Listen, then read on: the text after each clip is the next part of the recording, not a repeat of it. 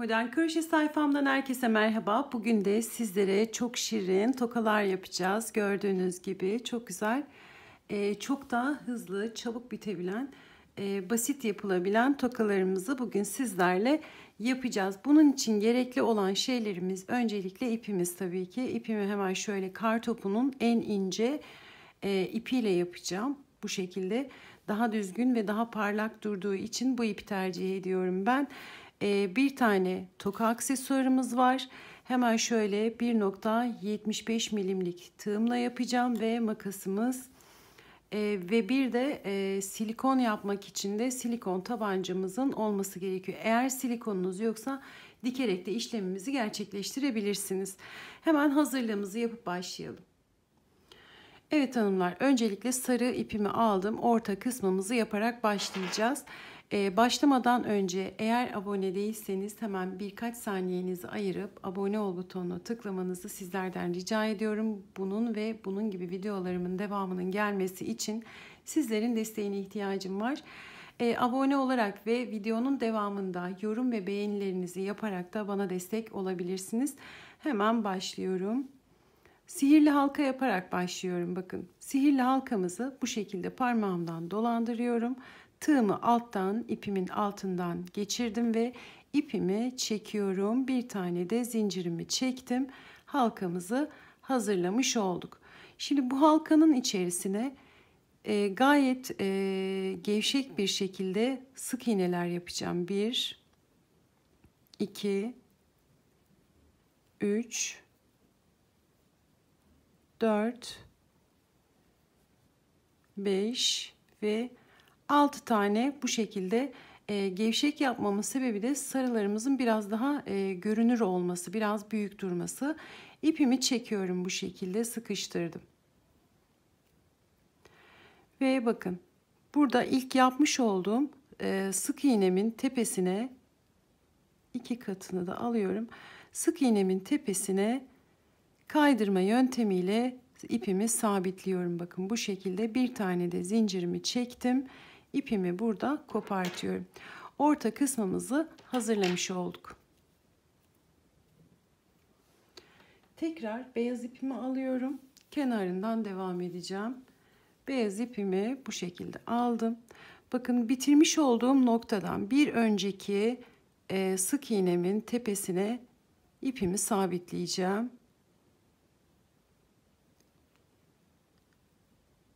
Çektim ve 3 tane zincir çekiyorum buraya. Buradaki iplerimi arada götüreceğim. Şu şekilde topluyorum, bakın oraya. Tığımı doladım. Bulunduğum yere, yani tam sabitlediğim noktaya şöyle 3 diğer arkadaki iplerimi de almaya çalışıyorum arasına. Evet. Bulunduğum noktaya 2 de çektiğim trabzan yapıyorum. Birinciyi yaptım. İkinciyi yaptım. Ve üçüncüyü yaptım. Tekrar 2 tane, 3 tane zincir çekiyorum. Aynı noktaya sabitliyorum. Bakın, kaydırma yöntemiyle sabitledim ve bir saniye, kanatı kaldı. Orayı tekrar kurtaralım. Bakın, tekrar içinden geçirip bu şekilde kaydırma yöntemiyle sabitledim.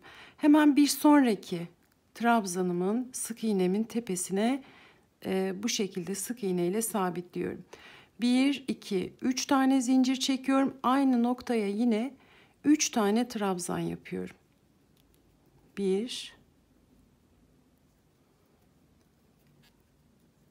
2 ve 3. Tekrar 3 tane zincir çekiyorum. Aynı noktaya tekrar sabitliyorum.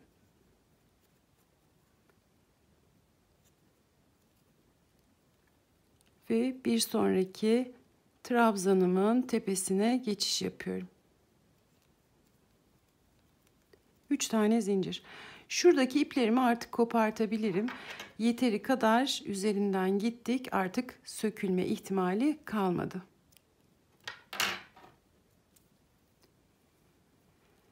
Tekrar tığımı doladım.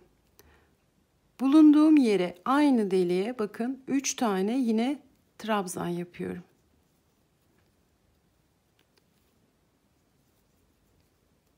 Ve 3. Tekrar 3 tane zincir çekiyorum. Dibine sabitliyorum.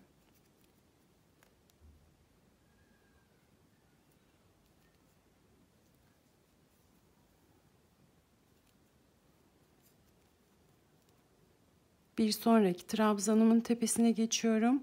Aynı işlemleri bu şekilde yapıyoruz. 3 tane yaprağımı yaptım. Toplamda 6 tane yaprağımızı yapıp gelelim.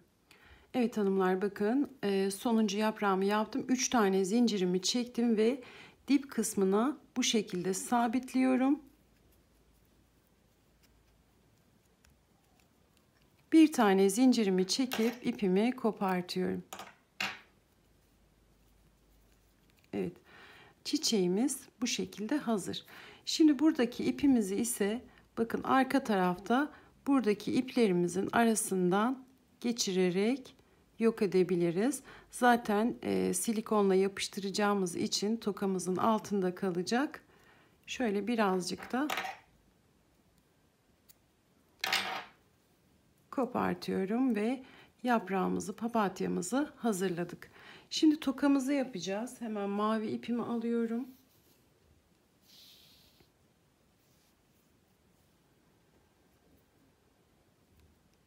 Bir tane zincirimi çektim. Bakın tokamı aldım. Tokamızın ucu bu taraf. Kapatıyorum. Bakın arka bölümünden işlem yapacağım. Öncelikle bu bölümden işlem yapacağım.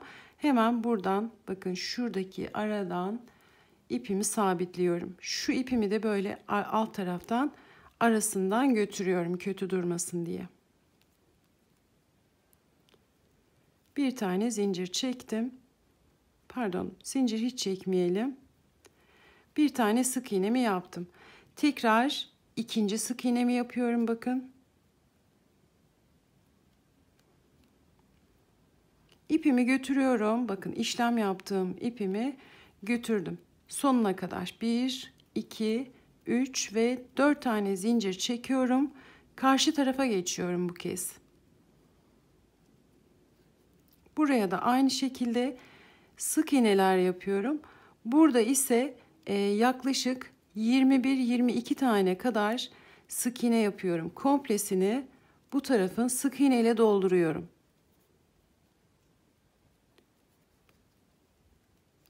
Biraz düzgün yapmaya çalışın. Çünkü burası çok görünür bir alan olduğu için sık iğnelerimiz mümkün olduğu kadar bakın bu şekilde muntazam dursun. Altındaki metalinin görünmemesine dikkat edelim. Belki sizde daha fazla olacaktır. 24-25 bilemiyorum. O yüzden metalinin görünmeyeceği şekilde bu şekilde sık iğneler yaparak devam ediyorum.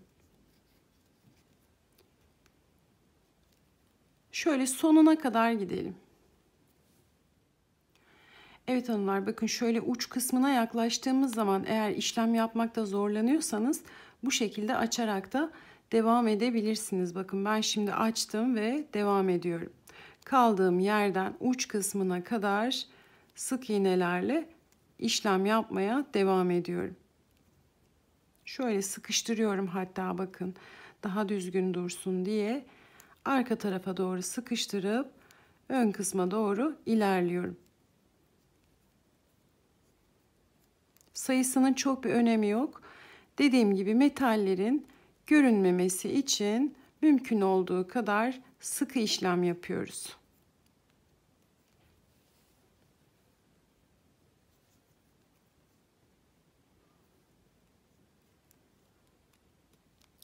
Bakın tam uç kısma geliyorum. Burayı da sık iğne ile dolduracağım.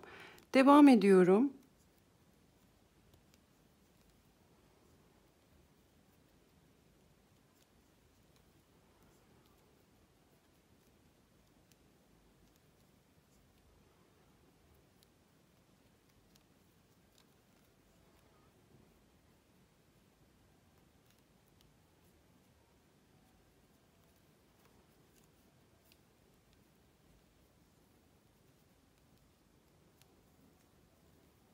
Yan tarafa doğru geçtim.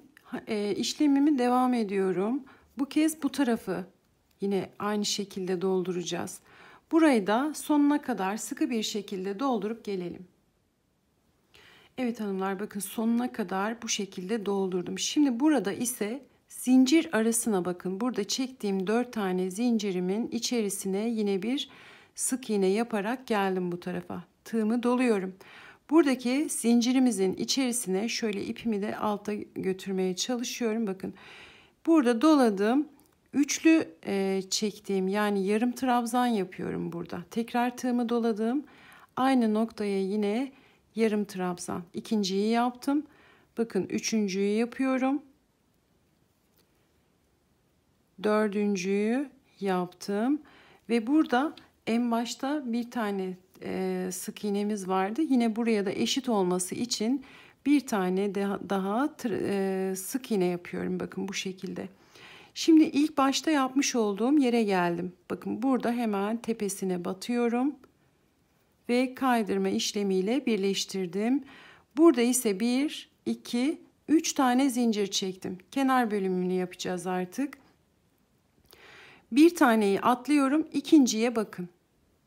Bu şekilde kaydırarak sabitledim. 1, 2, 3 tane zincir çekiyorum. Bir taneyi bırakıyorum. İkinciden kaydırarak sabitliyorum. 1, 2, 3 tane zincir çekiyorum. Bir taneyi bıraktım. İkinciden bakın bu şekilde kaydırarak sabitliyorum. Bir taneyi bıraktım. İkinciden yine aynı şekilde bakın kaydırarak sabitliyorum.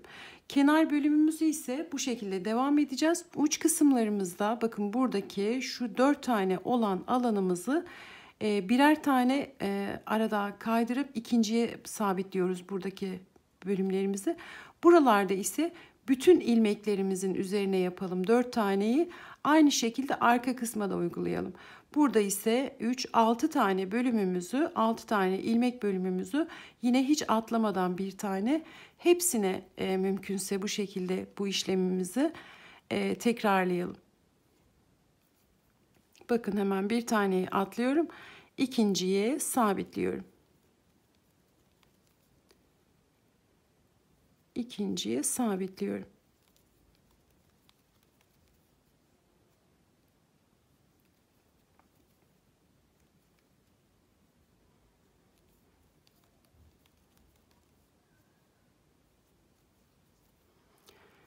Bu şekilde devam edeceğiz. Kenar bölümlerimizi de dediğim gibi uç kısımlarında hiç atlamadan bütün ilmeklerimizi yapmaya çalışalım.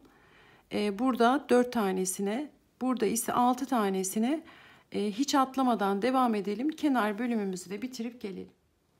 Evet hanımlar, bakın uç kısmına geldim. Bu kısmı da göstermek istiyorum. 1, 2, 3 tane zincir çekiyorum. Hemen bir sonrakine bakın. Burada atlamıyorum. 1, 2, 3, hemen bir sonrakine. 1, 2, 3, bir sonrakine.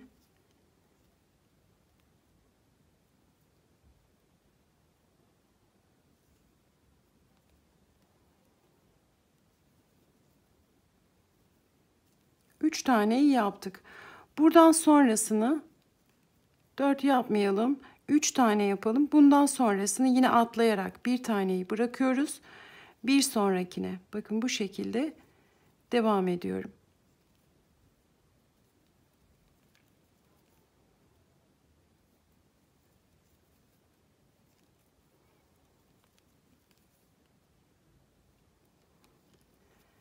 Aynı işlemi arkada da yapacağız. Zaten oralara geldiğiniz zaman oradaki buralar bayağı sıkı sık iğnelerimiz var.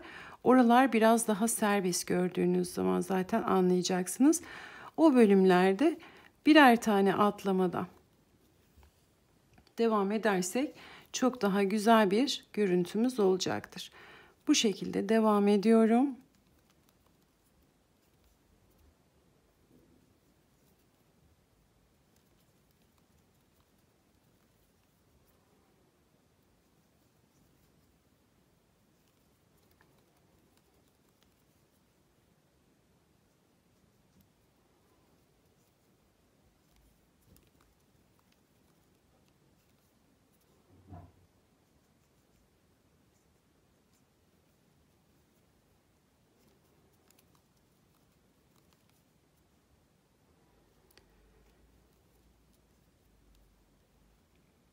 Bakın bu bölümü hiç atlamayalım. Burası çünkü bende artık seyrekleşmeye başladı.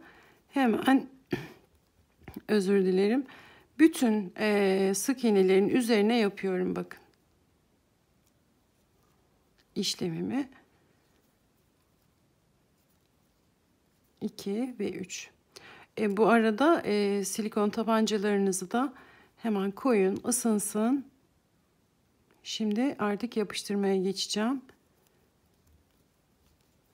Bakın sonuna kadar bu şekilde geldim.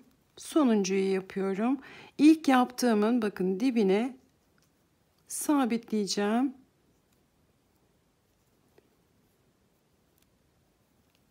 Ve bir tane zincirimi çekeceğim. İpimi burada kopartıyorum. Evet, gördüğünüz gibi tokamızı bu şekilde hazırlamış olduk. Şimdi buradaki ipimi ise bakın arka tarafa, yani üst kısma çekiyorum. Silikonlayacağımız için burada zaten bu kısma yapışacaktır. Şöyle fazlalığını da alıyorum buradan.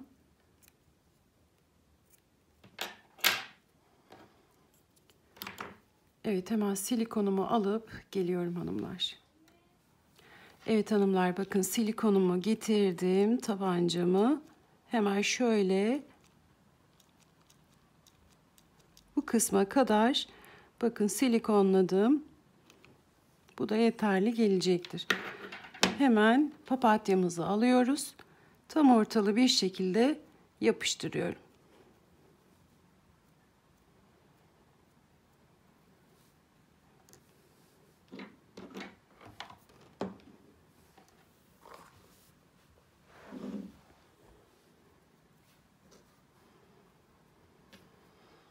Evet hanımlar, beğendiyseniz beğen tuşuna basmayı, yorum yapmayı ve abone olmayı unutmayın. Aşağı açıklamalar bölümüne Instagram sayfamın linkini bırakacağım. Oradan da takip edebilirsiniz. Abone olup zil tuşunu aktif hale getirdiğiniz takdirde videolarımı attığım anda haberdar olacaksınızdır. Bir dahaki videomda görüşmek üzere diyorum. Hoşça kalın, mutlu kalın, sevgiyle kalın ve benimle kalın.